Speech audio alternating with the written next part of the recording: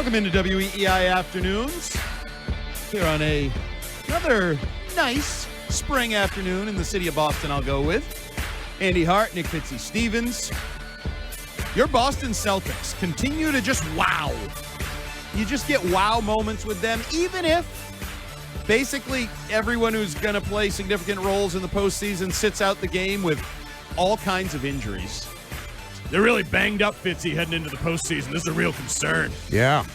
I mean, they can't even barely field a team. Yeah, this is so sad. Yeah, they had to literally play all their scrubs. They're so banged up. So obviously advantage Orlando or Philadelphia. Oh, wait. Orlando needed to win last night. They played all the stay ready, get ready, be ready, whatever the hell you want to call them, ready guys last night who put on, I dare say, one of the most entertaining performances I have seen from a Boston Celtics team in a long time. And as much of that loss as you want to hang on Orlando, seeing our guys out there, Garza, Shireman, Ron Harper Jr., who, by the way, can ball, and he barely even sees relevant minutes, got out there and got the 5-point win on what was, Hart, I'll use one of our favorite adjectives here, a sneaky great Sports Sunday. It was a very interesting Sports Sunday. If you did the Boston Parlay, obviously you're happy. A nice sports weekend, kind of in general, in the city of Boston when you get debuts and all these various things. And we'll get into all of that as the show goes on. We'll get into the big win yesterday, the stay ready, we're ready win. But now that it's over, we need to talk about this gap year. I feel like this is ruining gap years for everybody else in the history of sports because the Celtics gap year is 56 wins. I think they were right around 42 and a half, 41 Would you have and a half. that again? I had them as the 4 seed in the East. I thought they would win high 40s. I did not think they'd be a 50-win basketball team. I had them at 46. So, yeah, I was more down on them than I should have been, or maybe I was more up on some of the rest of the East. I thought there would be better competition in the East. Who do we think was going to be better in the East? I thought would be better. Yeah, we do, because they made that big – they went all in for Desmond Bane. But not even that. I watched him last year, and I'm like, Paulo Banchero is turning into a superstar before my eyes when he played the Celtics last year. Yeah.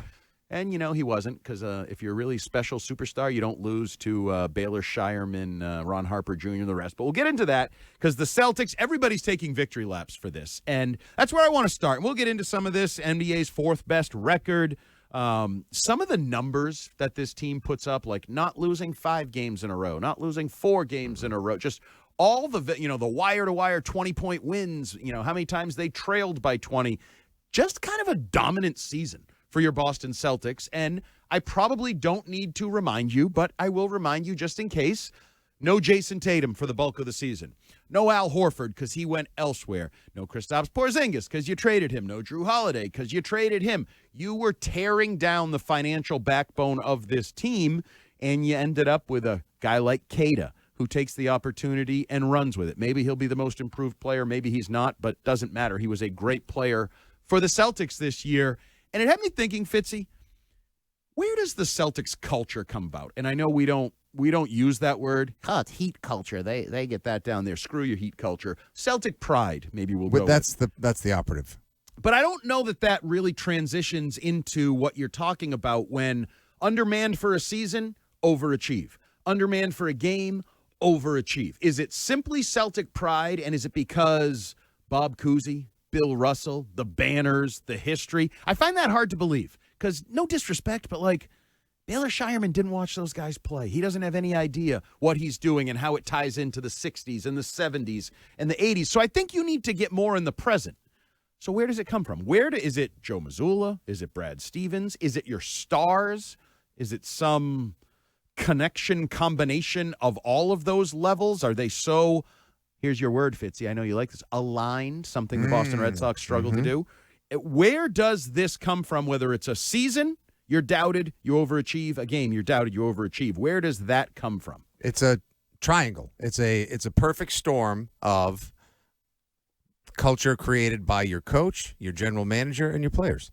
Brad Stevens obviously picks the right players. He develops a culture by bringing in guys he likes that have a lot of talent, more talent than you may even imagine. Now your coach is on a different page, creating incredible rotations, getting the most out of guys.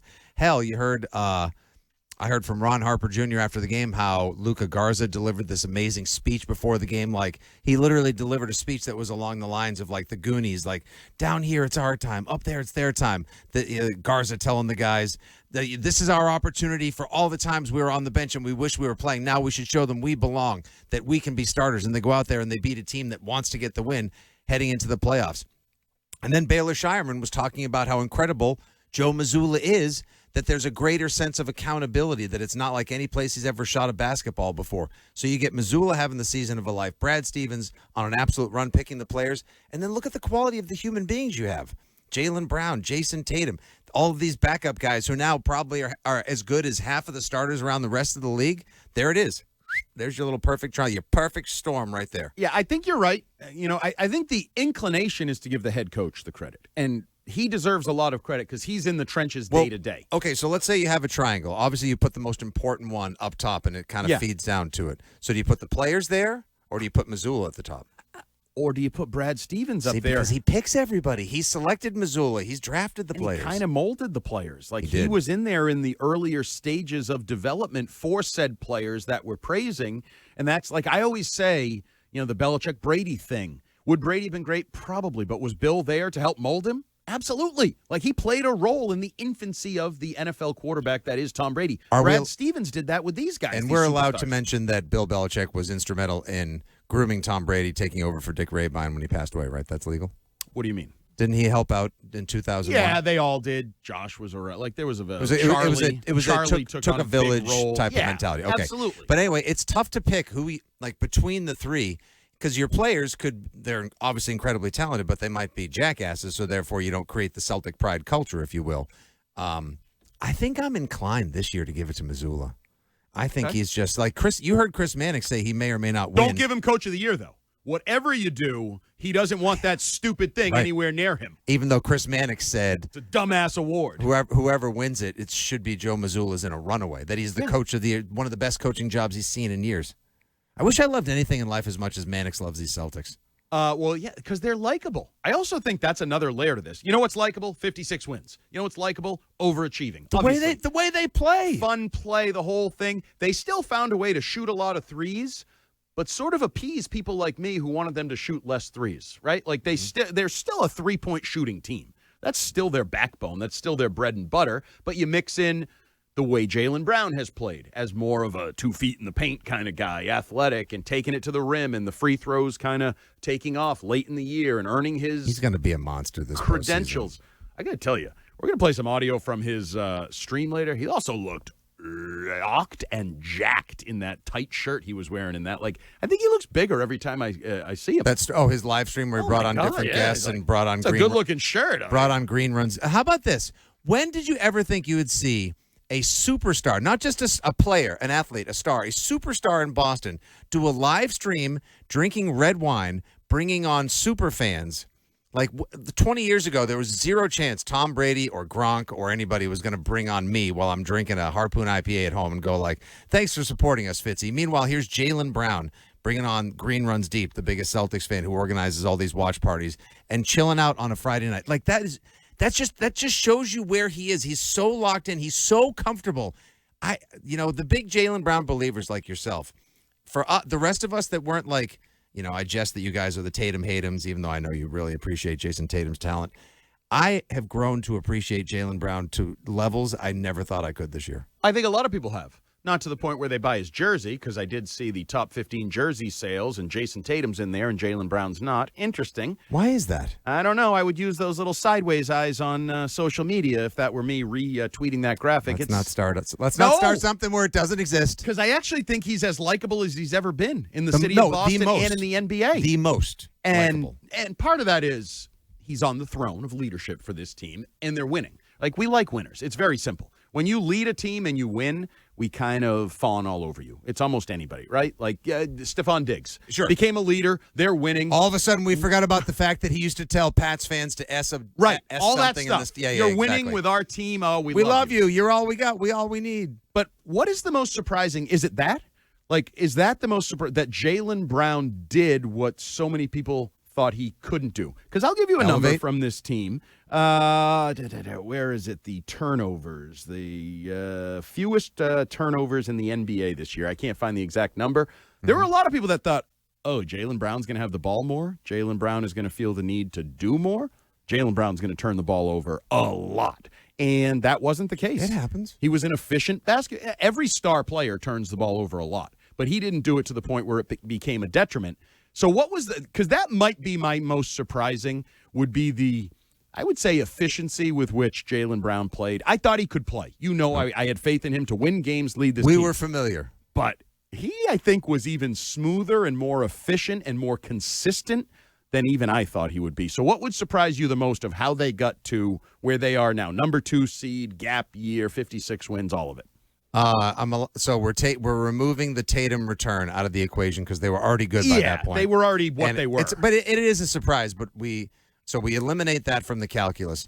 It has to be Jaylen Brown coming in at number 2, the ascension of all of the role players. Well, I actually think that's 3. Because I think there's a guy that's not a role player that is part of the quote-unquote ascension of the role players. It's Ted's guy. Queta? Queta's been ridiculous. And he's a starter. He has proven himself a starter. Is there a most improved award in the NBA? Yes. There is. Oh, they've been lobbying hard for him. How would he not win? He was a throwaway. He was a punchline. He was one of the get-ready crew last year. Now he is a legitimate one of the best big men in the NBA. Yeah, JB has been lobbying for it. He should win it. But I think he would be second on my list. I can remember busting Ted's chops early in the year when he was like, remember when he said Queta's the MVP? And that's ridiculous. JB's the MVP. But if I had a second vote for MVP for this team, that would probably be Queta. I think he's been that important because he's been pretty consistent.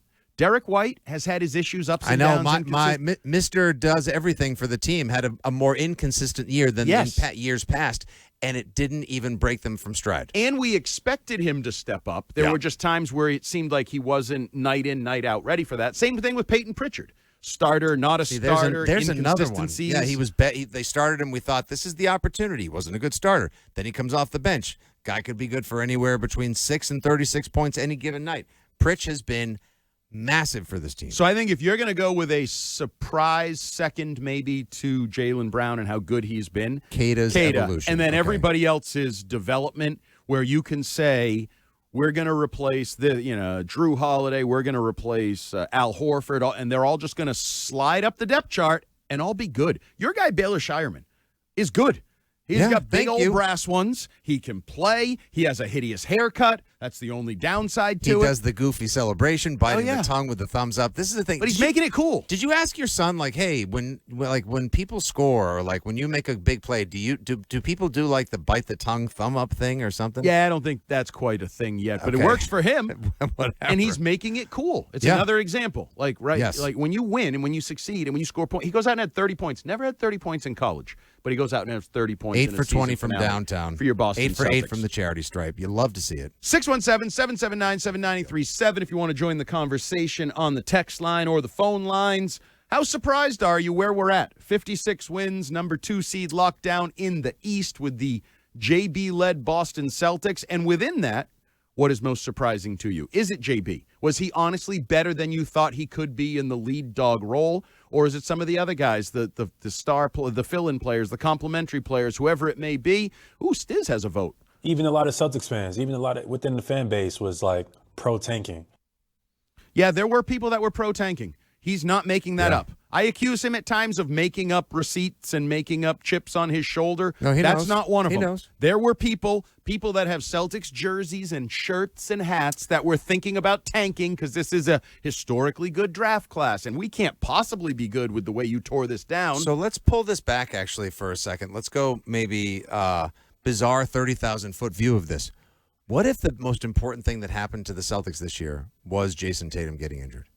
Oh, mind blown, butterfly effect. Know what I mean? Like, absolutely. Do they tear it down? It forced everybody from Missoula to Jaylen Brown to Queta to the role players to all elevate. Does everyone? Go back further. Go back further.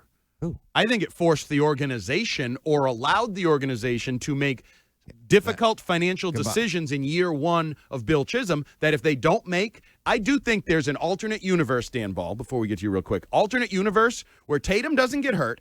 They bow out against the Knicks anyway because they were going to bow out against the Knicks anyway. They keep the band together, and the Celtics are an old, underachieving basketball team this season with the Porzingises and the And not Horfords nearly and as Holidays. entertaining. No way. No, because No I way. think they would have been like a 40-something win team, and we're like, whoa, $500 million doesn't go as far as it used to. What the hell's going on here? So you're right. In a weird way, The most important thing that happened to this team was their A1 star getting injured. You could word it another way. Fitzy says the best thing that ever happened to the Celtics was Jason Tatum tearing his Achilles. I'm tweeting it. 779. This is going to be on weei.com by 3:00. New You know York what? Post. And I'll own You it. want to intermingle our hands, and then they'll put it in the Post. Yes, Dan Ball. No, I mean, the worst case scenario, too, off of that one is it's also some kind of weird half measure where maybe you move off of Porzingis, but you keep Drew Holiday. Yes. And you lose Cornette, but maybe, you find a way to reunite with Al Horford, and then you don't have Kata's Ascension and all the other stuff that you talk about. And then you're kind of stuck in the middle of, well, does Chisholm really want to spend on this roster? They're still expensive, but they're not as good. It just would have been very uncomfortable either way. A lot of that's the thing. A lot of the development that took place this year would have been kind of stymied, if you will. Like some of the like Kata, like Shireman. Like we talked about how important Wouldn't have happened. How important Shireman's minutes were as he was part of the group, the hive, if you will, that was filling in for Tatum. Like he wouldn't have been ready. He wouldn't be up to speed to a point where, and I know Ted disagreed with me last week, but I still feel incredibly comfortable and confident with Baylor Shireman taking a big three in a playoff game. I don't think he cares. Oh, I don't think he cares. As I said, we still have to find out, does he hit Can he it? do it? There's a difference I between believe crapping your pants and just missing the shot, right? Like, I don't think he he'll looks have an issue. unfazed by a moment. Now I need you to hit the shot, Yeah, and it sure. needs to actually go in. Yes, Dan Ball. The injury also set forth the mindset that's been so successful this year. Like the story that Derek White told about Joe Mazzulla called him on his birthday and said, hey, by the way, no one thinks we're going to win. I love that. And then hung up the phone. And then hung up. Yeah, and then, everything great that Jaylen story. Brown has said about being counted out, and this is the favorite year of all of it was set in motion because of that injury. This was Jaylen. He's never going to let us live this down. This Oh, gap. God, no. This was him on the Twitch last night. So, I apologize for those if I'm feels like I'm digging in like a soft spot for some, because maybe you're guilty of thinking that we were going to be the opposite of what we are. So he's just going to be rubbing gap year in our faces for As he should. good. That's what these guys do. I mean, how many years did we hear Tom Brady bawl about 6 quarterbacks that went ahead of him? Like, that's what these They great made a athletes freaking do. documentary about it. How about Michael Jordan bitching about who said hi or didn't say hi at dinner And all I took those that things? personally. Exactly. The great ones take these and they use the motivation. The less than great ones, though, have the motivation and don't use it positively. And I think there are a lot of people that thought Jaylen Brown would be motivated this year, but that it wouldn't manifest into winning and success and good quality basketball and leadership But he'll and tell all you- of those things. He'll tell you, like he did in that 10,000-word Ramona Shelburne piece last week, that he always knew this was in him. He just needed the opportunity to do it. So that's, again, one of the many positive corollaries to your star going down in the playoffs on the floor of Madison Square Garden. 617-779-7937. The 603 says nobody's buying Jaylen Brown jerseys because all Celtics fans have Brown jerseys already. I do, so maybe you're right. The true fans already got them. New Hampshire, by the way, 603 text. This is why you're not allowed to have nice things. Can JB rub it in our faces if they lose in the second round? Who thinks they're going to lose? That means I don't know, but they lost in the second round last year. Yeah. So, I mean, what does that matter? You had the greatest team ever assembled, and you lost in the second round. And they still could, and that wouldn't negate the fact No. that they played very well this season, Right. above people's initial expectations. They have already They were awesome. overachieved. That is a fact that is in the record books. We see all the numbers that, Sean Grandy and others are tweeting out about how great this season was. They've already overachieved. You and I both shared this on the socials as well because the algorithm reminded me right before showtime, and that would be 23 of the last, I think maybe it was Stool Greeny who tweeted out, 23 of the last 25 Yep. NBA champions finished top 5 in offense and top 5 in defense. Yep. How many teams this year finished top 5 in offense and defense? 2. Oh, yeah, who would that be? That would be your Boston Celtics. And Victor Wembanyama Spurs. let's do it right now. Fast forward, early June. And I think Spurs, Victor Celtics. Wembanyama said, let's do it right now. And I think he'd be very confident going into that matchup. And I'm here for it because I've said all along, I think you beat the Spurs. I think you Yeah, beat but the Brad Spurs. Stevens, you know how conflicted he's going to be like, to win a second banner, this time with nobody questioning the schedule or who we had to go through. We have to beat my favorite team. Oh, will Pop approve? 978 says, okay, JB, and what happens if you guys do not win a championship this year? Then you need to zip it? Why? Like, what? I don't get that mentality. What are you talking about? He went out there and overachieved. You people, that's what he said, basically, not me, but I'll say it as well. You people were saying gap year. You people were saying tank for a draft pick, and he carried the team to the 2 seed and one of the best seasons in Celtics history statistically. So that is already on the record books. Right. It would be disappointing. Am I going to be disappointed if they lose early in the playoffs? Absolutely. I'm going to be heartbroken. I am stunningly in on this team. You know why? You know why you'll be disappointed? Why? Because they've been so good during the regular season. 'Cause I They've like them? created increased But expectations. haven't they made you care about them more? Because of the way they play, because of the heart because That's a of me the heart question, they've though, shown. because JB is Okay, leading the ship. try to imagine the U actually isn't you, but the U is in like the royal U, the fan base, the majority of Boston, New England, etc. I'm more invested because I think they have a chance to win a title. Correct. And I did not think when the season started they would have a chance to win a title. Correct. And I think that's a fair, legitimate idea right now, that they could win a title. We'll actually get to the poll today because that was sort of the topic there in terms of expectations heading into the postseason. What are you expecting from your Boston Celtics? 617-779-7937. Up next, we do need to get to a little bit more of the details from that win last night. It was 113-108. Normally, you'd say the Celtics beat the Magic by 5. Okay, that's normal. But when you think about who played, how much they are paid in Orlando, the financial comparisons are eye-opening in terms of the money that was on the court and the way it played out and some of the career nights that were had. A little deeper dive into that Magic loss to the Celtics last night. Up next, though, we have Dan Ball with What's Trending. On a wave like a do-rag.